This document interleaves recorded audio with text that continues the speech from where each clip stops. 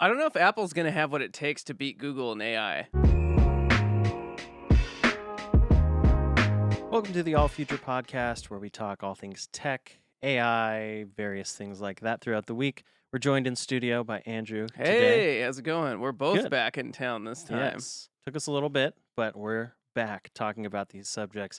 And today we're talking about AI in general, but Google and Apple when it relates to AI, because Google has some exciting things on the horizon, and they also have some things that they're already talking about coming, which is kind of Gemini coming to devices that people already have, which I think is a little bit of a different strategy than Apple. Well, it is a different strategy than what Apple has been doing, which is kind of like buy our new devices. Surely Google's going to have a way to convince us we need their latest thing to get the latest AI features. But a lot of products that people already have are going to get these Google Gemini features. I've been hearing this a lot, that Google needs to put Gemini on every single thing that they have and train people how to use it, because I feel like the Google fans out there are still using Google search and maybe getting that like Gemini response at the Mhm. top and using that Gemini response, but they don't natively use Gemini. And I would say the same thing. I have a Gemini subscription. And I am really waiting for them to integrate it really well, which it's almost gotten there with like Gmail and all their other suites. So Yeah. you can actually use it like Apple promised you could use, Siri by this time. Sorry, I'm gonna, shoot off everyone's Siri. But and the thing is, people don't think of Google as Gemini. They still think of Google as Google search. So I Mhm. think this is one step forward in putting Gemini on just absolutely everything they can possibly get their hands on. So people start using Gemini more and start associating Google with Gemini more. Because right now they are like leading the pack in this race. Yeah. So basically, this article is coming from Google themselves. And right here, I mean, you can use Gemini to AI generate a summary of this article. But I love how they have a Notebook LM built into it. Like it'll just read the article for you. And I was driving when we got this going, and I was like, "Oh, this is awesome! I can just like press the button yeah. and get this read on my drive." Was it a summary or was it? No, It it was was the the full full thing. article. That's cool. Yeah. Yeah. I like that as well, actually. There's Speechify is an app that now they're doing more with like AI voices. And so what I did is like scanned a book that I wanted to read that is not at all in any sort of audiobook form. And I've been using that, and the voice is pretty good. Sometimes it kind of gets mixed up to where you have to be like, what did it mean? You know, but it's a cool way to consume books that aren't already in them, like an Audible or Can I ask questions whatever. about this? So, like, Yes. what do you mean when you said scanned a book? Do you like physically scan like a page of like take a picture of it and put it in there? Yeah. So it wasn't like a PDF with like actual text in it? Well, no, I scanned it with Genius Scan, the app. Because Yeah. when I did it directly in the Speechify app, I did a bunch of pages and then it just like wouldn't load and I wasted all my time. So I decided to do a Genius Scan separately, and then it made a PDF that I imported into Speechify. And then it took a little while to process, but then like I scanned enough of the book that it's like a 4-hour thing to Oh listen my to. gosh. So it like scanned the whole full PDF in. That was Mhm. like a text readable. Yeah. Yeah, that's pretty cool. And Mhm. so like, yeah, no audiobook existed for it and you just made one yourself and Yeah. probably like minutes, right? Yeah, and I've just been the hardest part was the scanning, and then it just did that next step by itself, which is pretty cool. And Yeah, obviously, how I've crazy. been reading the book, but I wanted to think I was traveling, and I was like, I don't really want to bring it. And also, it's sometimes nice to just like on a plane, close your eyes and listen to the book or whatever. So Can I ask another question? This Yeah. is just fascinating to me, so I just want to, Yeah. So, how many pages was the book, or like, did you actually scan the whole thing, or did you just like flip through it with Genius Scan, or how did that work? No, I did have to do good scans of every page because otherwise, I don't think it would read it well. So you sat there and So- took pictures of like Yeah. 100 pages of a book. I That's did, pretty yeah. crazy. Yeah, that's the All hardest. these part dumb of- things that like only we would do. You know? Yeah. I will say I'm sure there's going to be an easier way to do that, like a future probably AI app where you can just like hold the camera or mount it and you flip through the book like a page at a time, and it's Yeah, auto there has to be some capturing kind of thing that and does making that, sure right? it's not blurry. But today's scanning, you still have to do it kind of manually. So yeah, but it was worth the effort for me. Yeah, of course, yeah. It was you're gonna laugh. It was Sessions with Sinatra. Yeah, is was the it? I was book. gonna say, was it Yeah. a Sinatra book? Mhm. I Yeah. mean, I kind of knew that, like Mhm. thinking about it, but like if there are old books out there that have a lot of knowledge in them that aren't scanned, and Mhm. so it's worth like putting them into that form so you can have your own personal version of it. Yeah. And if there's no audiobook of it, which there should be, that seems like a book hmm that should have an audiobook of it if it's about Sinatra. Yeah, I think it's enough of like a deep cut book that it's not. And so this is a cool way to get your own audiobook generated. It's not perfect yet, but it's getting there. And all that to say, yes, you can do this with Notebook LLM to have you read articles. I think the New York Times does this as well. I'm not sure if it's AI generated or actually a human doing it. But yeah, all of these Google features are coming to more devices. So we can see coming to TVs here with Google TV. We can see the watch. And then this one I'm kind of interested in particularly because this is Android Auto. So Android Auto is the thing that's like their equivalent of Apple CarPlay. Hmm. So you connect your phone. But I've been thinking about this recently because Tesla and Elon have thrown out the idea of Grok being integrated into a Tesla vehicle. And not only is that better for voice commands and stuff for natural language, but I'm kind of thinking like be kind of cool to just drive and have a conversation, like learn about something. And you can do this already with Bluetooth, with like GPT or whatever, Hmm. or Gemini. But if it's built in like this, or in a Tesla vehicle, it'd probably be Grok. But here, this is already in existence. A lot of people already use Android Auto. And then all of a sudden, they're going to get this next level AI assistant that they can ask questions of. That sounds kind of cool. Yeah, it's kind of hard to figure out how people might use this thing. And the way they're billing it, right? Like the features that they have there are like make me a playlist of this and, get me directions to here and it claims that you can say it in very natural language and that it's going to, pick it up. And I think we'll see how this does because it still has all the same like benchmarks of how is it going to know exactly what to do? How is it going to know if I don't instruct it well? Meaning like if I don't use the correct words in the correct order to say, let it do something, how is it really going to know that I want this thing done and not this other thing done? hmm And for example, the one that we always use is like, play this specific song and then it plays some other song that sounds like, Yeah. something completely different that might have one word in it that it picked up. hmm So it's hard to tell how accurate this is going to be. And that's the only thing I'd be worried about in this.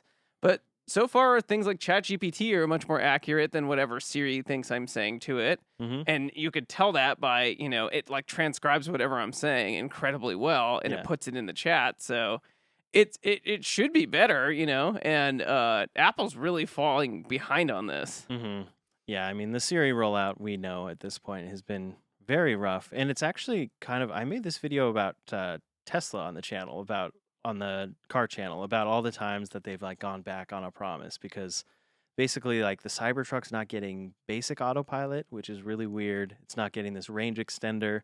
So I'm talking about how some people bought the car expecting that they could upgrade their range in the future, and now they're just not making it. And it's kind of this idea that you don't buy a hardware product with the promise of some, I guess, either accessory or software promise in the future. And previously, that didn't used to be as bad with Apple. And this one seems pretty rough. We were already saying, like, wait till the iPhone 17 because these features are going to be in progress throughout the whole 16 release. But now it's like, man, it's already May. We're coming up on 5 months until Yeah, the we're already next looking at phone. the next WWDC here. Yeah. And that's what the rumors are, is that iOS 19 is going to be the actual one, the version that brings this updated series. So this is hopefully coming in fall of 2025. And yes, the more capable Siri and other features are kind of the big thing coming for this. They kind of said they were going to relax their policies on a lot of stuff too. A lot of what we saw in the beginning was really a care for security, especially through Apple. Where's your data going? Where's it being stored?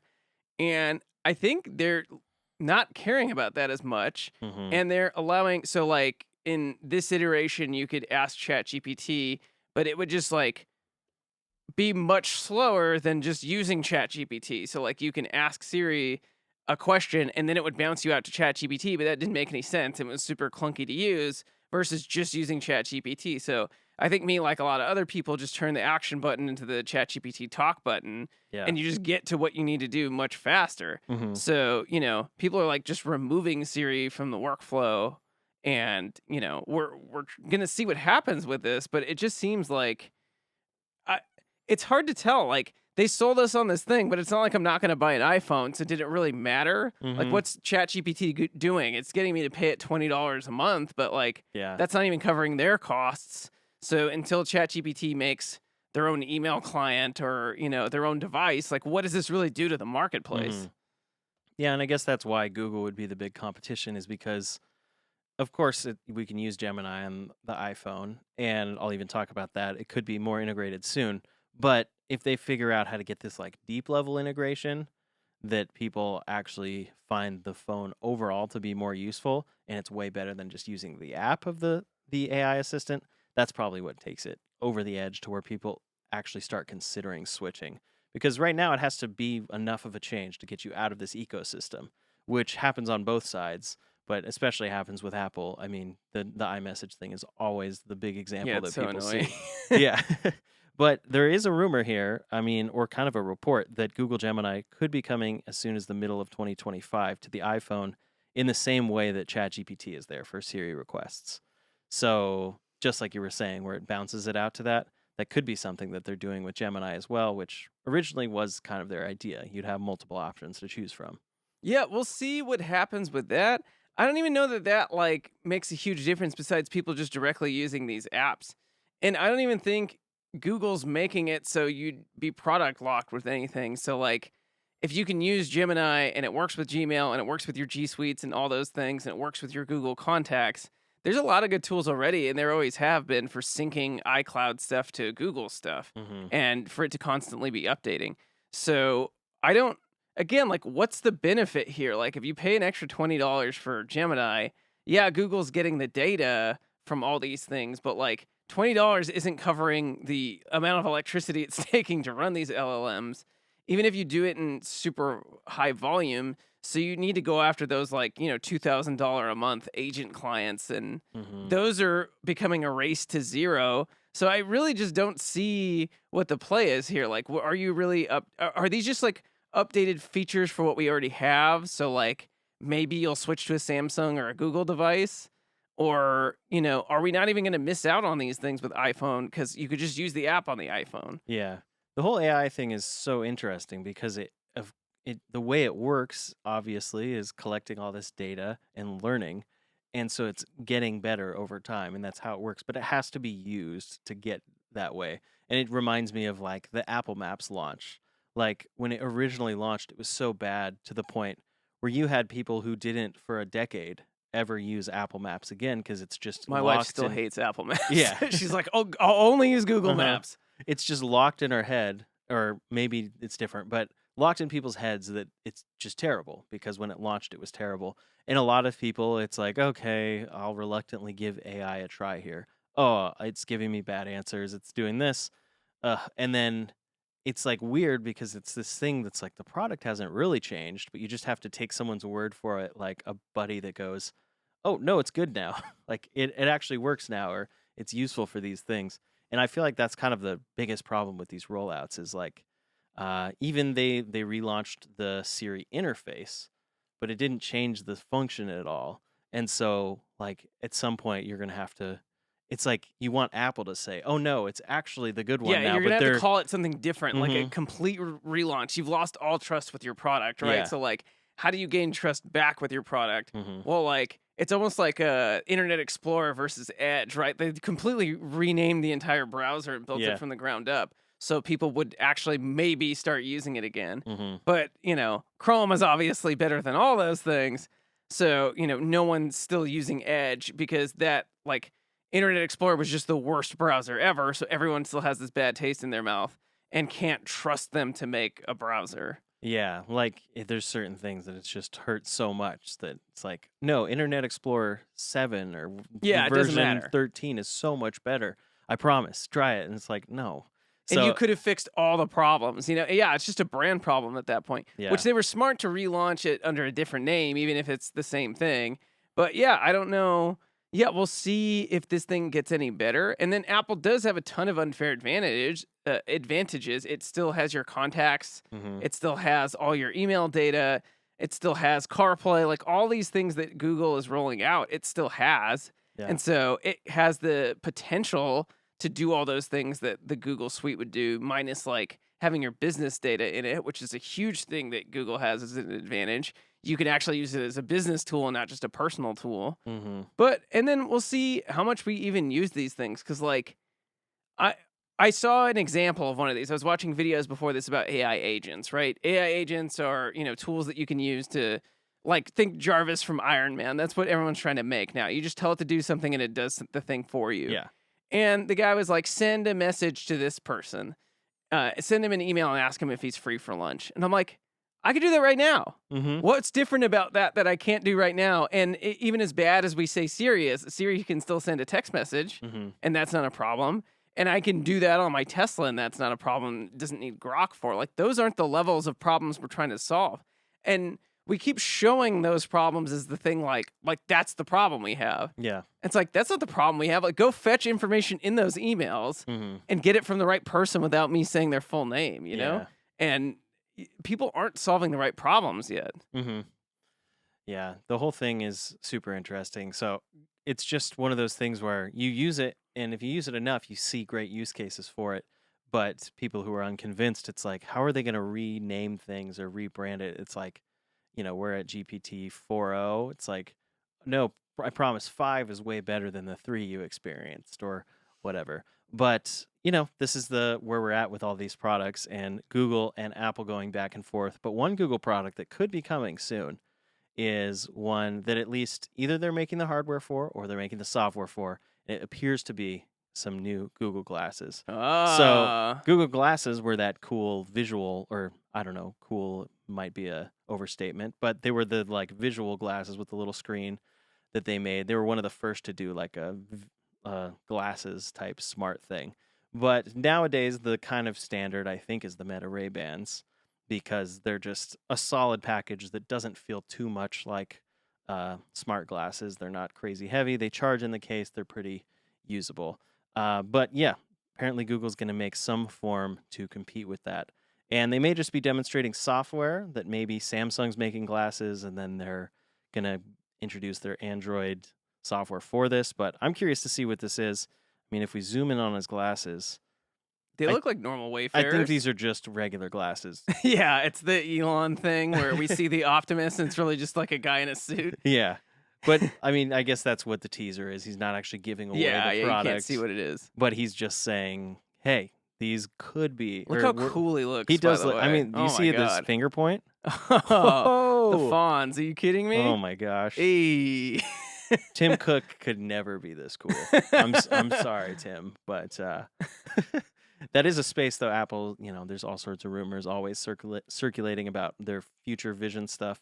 I think this last week there was one about like them working on an advanced chip that could be even better than what Meta Ray-Bans have today. It's always the story, though. Yeah, and it's always coming out 2 years from now that gets pushed, and pushed and pushed and pushed.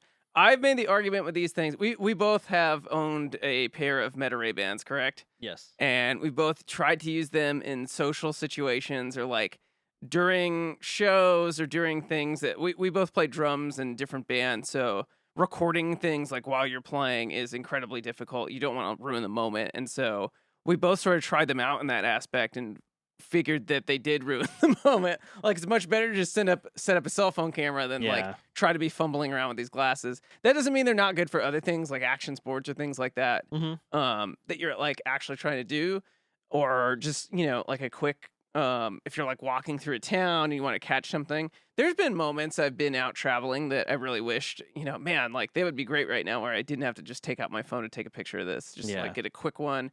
But overall, they're not super different than having a cell phone. Even being able to talk to the AI and stuff like that, I'm literally like one move away from being able to do the same thing. Yeah. And it's much less annoying to have that conversation. I thought the headphones were really decent. Like, people make so many complaints about the headphones. I was like, the headphones are the best part on this thing. And I'm an audiophile. Like, I actually, know how really, really good speakers sound. And I'm doing like professional audio mixes on like AirPod Pros and things like that. So they were really good, I thought, for what they were, and not actually having like an in-ear piece. That being said, I didn't think they were useful enough to keep around. I sold my pair, and I thought that everything I can do on these things was just as good with a cell phone, and like I don't wear glasses normally, so it's like an additional thing on my face that makes me feel uncomfortable, Hmm. and just like I just couldn't do the whole package. Yeah. And for that reason, even if these things had a screen and pushed into the next level of these things, not like the AR Meta Orion glasses that we've seen, but they just have a screen that shows you like updates. How big of a difference is that from having your watch, right? Hmm. Like, is that very different than being able to just glance down and see your text messages or things like that? Yeah. And is it really like they're like, oh, well, you could be having like a conversation with someone, like see something come up on the thing. It's like, they're gonna see you look into the corner of your eye. Hmm. You're not gonna be in the moment talking to someone. It's gonna be distracting. Yeah, it's the same. You're always distracted, no matter how little you're having to look. It's the same amount of distraction. I guess the person may be less aware, but it almost could be more offensive in that way because like you're trying to hide it. It's a weird social thing for sure. I mean, I experienced it. I still have the Ray-Bans, and I brought them to London with the band I was with recently, and I was taking photos, and it was cool. I like those on like tours or whatever city I'm in because it's a good way to kind of just be exploring and enjoying the city, and then you're taking pictures as you're going, but you're really just looking around. But then when you're with people, like one on one, like uh, I'm like, I promise this light has to be on if it's Yeah. recording. But they're like, Are you recording right now? And they feel like a certain reserve, like, oh, I can't be as open Yeah, it'd or be like if whatever. someone was holding your phone Yeah. up to your face, You're like, well, yeah. Yeah. Like, I could hold up my phone. I don't have it on me. I could hold up my phone right here and it's like, no, I'm not filming. I promise. But it's still like, why are you pointing cameras at me? Yeah, and so yeah, just the average person, and we're older, like maybe people like younger when they grow up with these things will sort of understand Hmm. like how they work and knowing when the red light is on or not. But like Yeah. really, it's not going to be a smartphone moment, I don't think. At least in this generation of it. And I can imagine a ton of cool apps going on. Like there's tons of networking events you go to where there's like thousands of people there. You might not recognize everyone. I think it would be really cool to have some kind of app like looking at people's faces and Hmm. like telling you who people are, or if that's like an important person that you shouldn't be networking with or something like that. That's never going to happen though, because even Google Gemini right now or Google Photos, like you can't put a person's face in it. There's tons of privacy regulations around those things. Yeah. So a lot of the things that you think are cool, are not going to happen, and a lot of the things that you think suck, which is like, oh, like there's going to be an app to tell you what TV that is so you can go buy But it. So yeah. there's going to be like a ton of stuff around advertising, Yeah. and those are going to be built immediately. Like basically the whole app suite on Apple Vision Pro is just like trying to sell you A something. lot of it. Yeah. And so, yeah, those are the companies that built it in. So they go like, oh, luxury users of a product, Hmm. we're going to build in some kind of like app so they can use a luxury service. If they're going Yeah. to spend 10 grand on, redesigning their house, then we'll build an app for that. Hmm. And so that's the same things that are going to come to like a Google Glasses or something like that. Yeah. I feel like I'm just, talking down to it. I think it'd be pretty cool to like have that next generation of something with a screen just Hmm. to push it forward and see what app developers do. I just don't know what you could put on that screen. Again, I own the X-Real glasses where you can like have it as an Mm. external monitor, and those didn't work very well for me. Because it's putting something so close to your face that your eyes can't focus very well, or at least Yeah. for me. Um, we both own Apple Visions, and so we both know like that's not coming to like a small glasses form factor. Not anytime soon. Yeah, No. and so what is this going to add really that's going to make you want to go out there and go like, oh, I need this right Mhm. now, Yeah. Well, apparently Apple is trying something because it says they've made progress on a chip for potential smart glasses that would be competitors to the Ray-Bans. And it's based on the chips they use for the watch, but it's made to handle multiple cameras, mass production by the end of 2026 or sometime in 27, which would put the glasses themselves in that time frame. And Apple doesn't really make chips like this for anyone else, so it's going to be for their own thing. They're trying to enter this space, but I'm curious to see what Android and Google bring because they seem to have this advantage where they can just throw Gemini on every device that's already out there. But yeah, I guess what is going to end up being these glasses, we'll see. And we'll see because there's this very cool guy wearing these glasses. Oh yeah.